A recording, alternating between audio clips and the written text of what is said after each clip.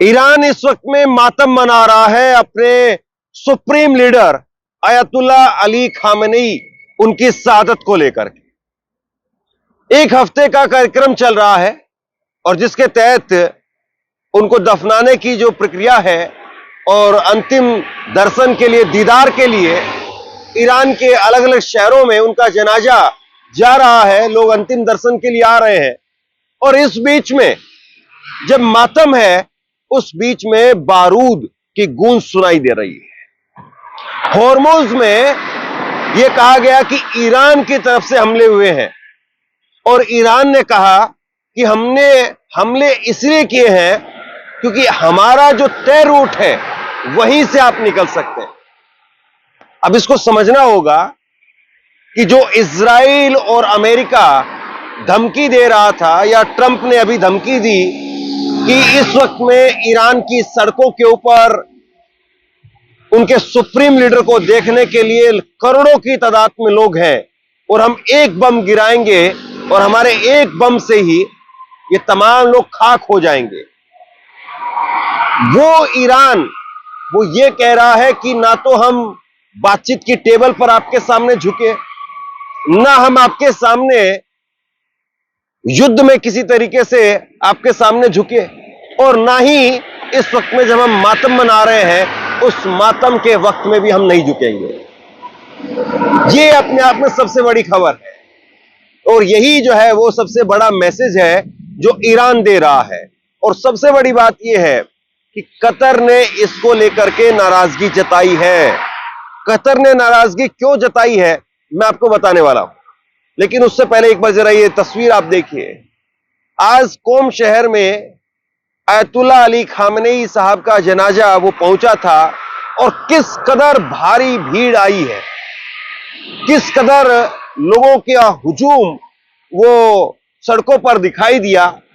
और ये पोस्टर आप देखिए, किल ट्रंप, इस तरह के पोस्टर वो लोग लेकर के आए।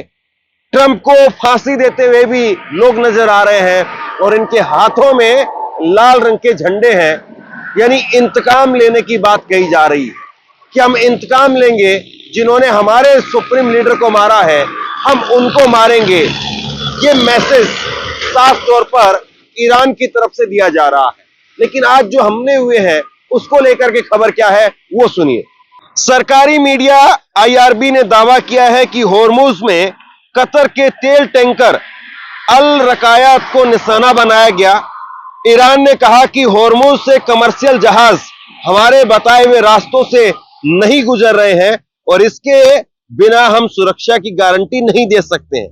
ईरान ने कहा कि अभी होर्मुज में हालात वैसे नहीं हुए हैं जैसे अमेरिका के हमलों से पहले थे।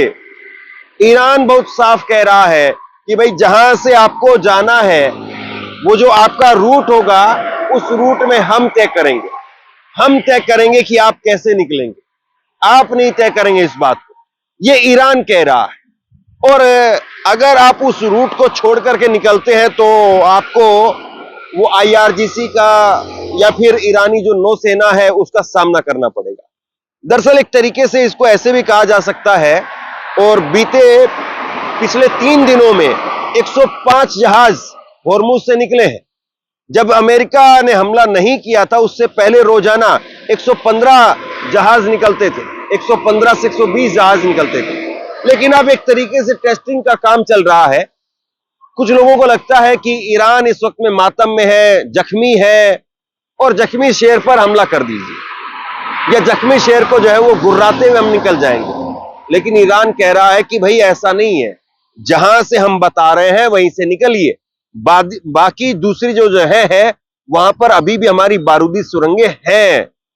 और ये तब हो रहा है जब सीज फायर है, ये तब हो रहा है जब अयतुल्ला अली खामेनी साहब का जनाजा वो निकाला जा रहा है। एक्सियोस के मुताबिक ईरान की सेना ने होर्मुज स्ट्रेट से गुजर रहे 2 कमर्शियल जहाजों पर कम से कम 2 मिसाइलें दागी हैं और इनमें से एक जहाज ओमान के तट के पास मिसाइल से टकराया, जबकि दूसरा भी हमले की चपेट में आ गया। दोनों जहाजों को भारी नुकसान हुआ है, हालांकि किसी के हताहत होने की खबर नहीं है। अब देखिए, एक्सियोस अगर किसी बात को कह रहा है तो मतलब यह है कि अमेरिका चाहता है कि उस खबर के आगे लाउड स्पीकर लगा करके उसको बड़ा बनाया जाए। सीधी सी बात है। और अब एक तरीके से दुनिया के सामने ईरान को एक्सपोज किया जाए कि देखो भाई, हम ईरान को छुट्टी दे रहे हैं। ट्रंप ने कहा था ये कि हमने ईरान को कुछ समय के लिए छुट्टी दी है ताकि वो अपने सर्वोच्च नेता की जो अंतिम संस्कार की जो प्रक्रिया है उसको पूरा कर सके। अब एक्सियोस जो है वो बता रहा है कि भाई हमला किया गया है, 2 जहाजों पर हमला हुआ है और एक जहाज पर सीधे मिसाइल टकराई है, दूसरे जहाज का भी नुकसान हुआ है, भारी नुकसान हुआ है। लेकिन ईरान क्या कह रहा है? हॉर्मुज स्ट्रेट से दूसरे जहाज पर भी हमला हुआ है। ब्रिटेन की सेना ने कहा है कि हॉर्मुज स्ट्रेट में एक दूसरे जहाज पर भी हमला हुआ है। United kingdom maritime trade operations यानी यूकेएमटीओ ने बताया है कि ओमान के तट के पास में एक टैंकर पर प्रोजेक्टाइल से हमला होने और उसमें आग लगने की घटना के कुछ घंटे बाद दूसरे जहाज को भी निशाना बनाया गया है। यूकेएमटीओ के मुताबिक दूसरे जहाज के ढांचे को नुकसान पहुंचा है। हालांकि इस हमले में किसी के घायल होने की सूचना नहीं है। तो अब यानी एक तरीके से अमेरिका, यूरोप, ब्रिटेन, ये सब जो है वो एक तरीके से ये बताने की कोशिश कर रहे हैं कि भैया देखो, ईरान मार रहा है, ईरान जो है वो हमला कर रहा है हमारे ऊपर। कतर ने भी इसकी निंदा की है। कतर ने हॉर्मुज के पास में अपने तेल टैंकर पर हमले की निंदा की है। कतर ने मंगलवार को हॉर्मुज स्ट्रेट के पास में अपने तेल टैंकर पर हुए हमले की कड़ी निंदा की है। कतर ने इस पूरी घटना के लिए ईरान को जिम्मेदार ठहराया है, कानूनी रूप से जिम्मेदार ठहराया है। कतर के विदेश मंत्रालय के प्रवक्ता माजिद अल अंसारी ने एक्स पर जारी बयान में कहा कि यह हमला अंतर्राष्ट्रीय कानून का गंभीर उल्लंघन है। इससे वैश्विक ऊर्जा आपूर्ति और अंतर्राष्ट्रीय समुद्री नौवहन की सुरक्षा को खतरा पैदा हुआ है।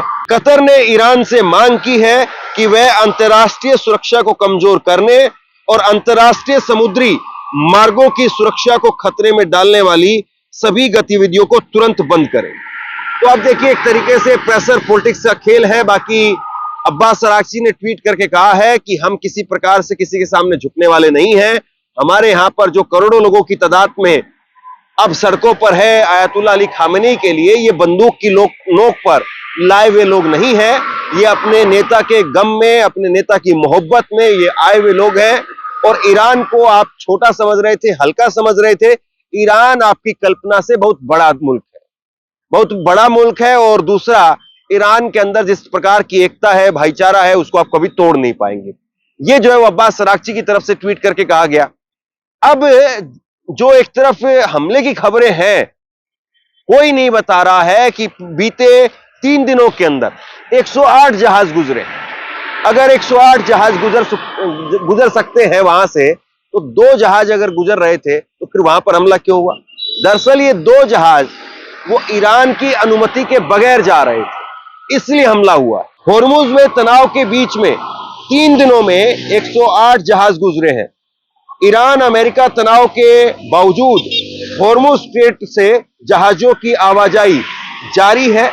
शिप ट्रैकिंग कंपनी केपलर के मुताबिक 3 से 5 जुलाई के बीच में इस रणनीतिक समुद्री मार्ग से 108 जहाज गुजरे हैं और 3 जुलाई को सबसे ज्यादा 43 जहाज, 4 जुलाई को 34 जहाज, 5 जुलाई को 31 जहाज इस स्ट्रेट से गुजरे हैं। कंपनी ने बताया कि ज्यादातर समुद्री जहाजों ने ईरान और ओमान के समुद्री मार्गों का इस्तेमाल किया है।